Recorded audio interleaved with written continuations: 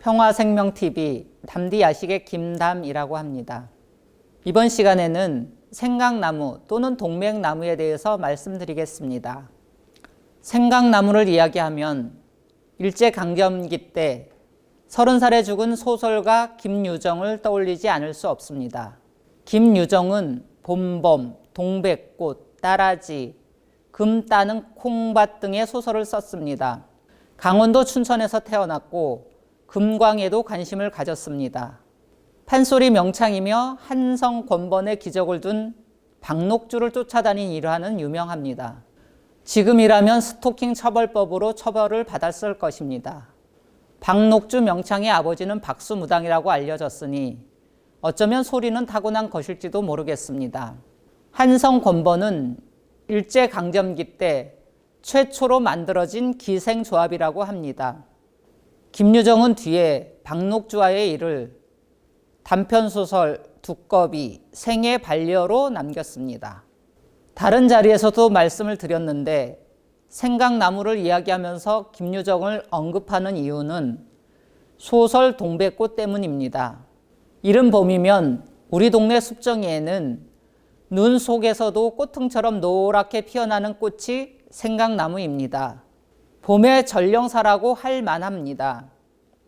흔히 산수유 나무와 비교하곤 합니다.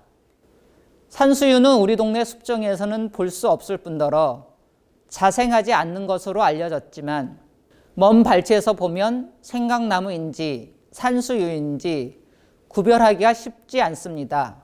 붉은 열매를 맺는 산수유는 층층나무가로 주로 남녘에서 볼 수 있고 그 열매의 효능은 광고로도 유명합니다.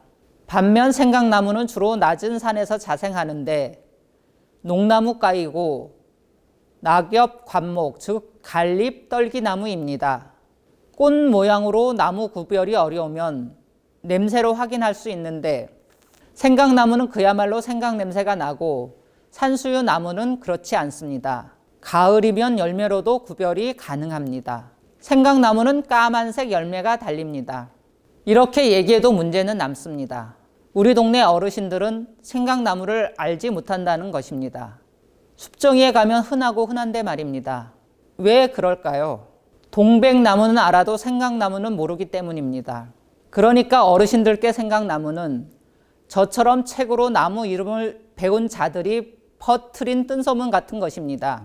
그런데 동백나무라고 하면 남녘에서 피고 지는 붉은 동백꽃을 떠올리는 이들이 대부분일 것입니다.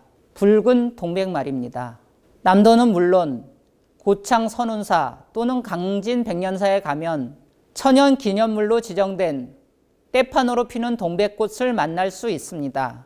꽃 봉우리채 뚝뚝 떨어지는 모습 때문인지 시인들이 즐겨 쓰는 소재이기도 합니다. 붉어서 외려 가슴이 서늘한 그 꽃봉오리는 제주 4.3 항쟁을 그린 화가 강요배의 동백꽃 지다로 더 강렬하게 다가옵니다. 제가 기억하는 동백은 제주섬과 때려야 뗄 수 없는 피핏으로 물든 꽃입니다. 상처는 한 번 생기면 아물더라도 상흔이 남는 법이고 더구나 거대한 국가 권력이 저지른 집단 학살이라면 말할 것도 없을 것입니다. 제주에서 태어나 다시 제주도로 돌아간 화가 강요배가 그린 동백꽃은 그리하여 더욱 무겁고 어둡습니다.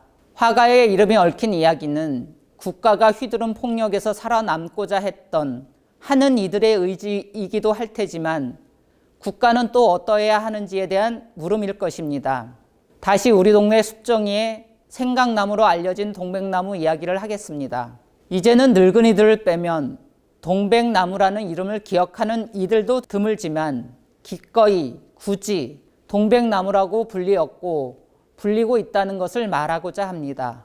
정선 아다리에는 올동박으로 불리고 있습니다. 어르신들은 생강나무라고 불리는 동백나무의 열매로 짠 기름을 머리기름으로 사용했던 옛날을 이야기합니다.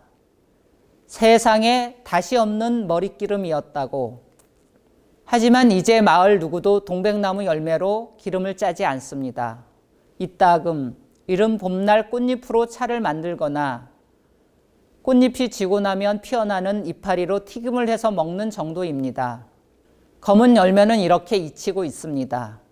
그러니까 지금 생강나무라고 불리는 나무는 강원도 지역에서는 동백나무라고 불리었다는 것을 이렇게 길게 이야기했습니다. 김유정의 단편소설 동백꽃에는 이런 구절이 있습니다. 알싸한 그리고 향긋한 그 냄새에 나는 땅이 꺼지는 듯이 온 정신이 고만 아찔하였다. 고맙습니다.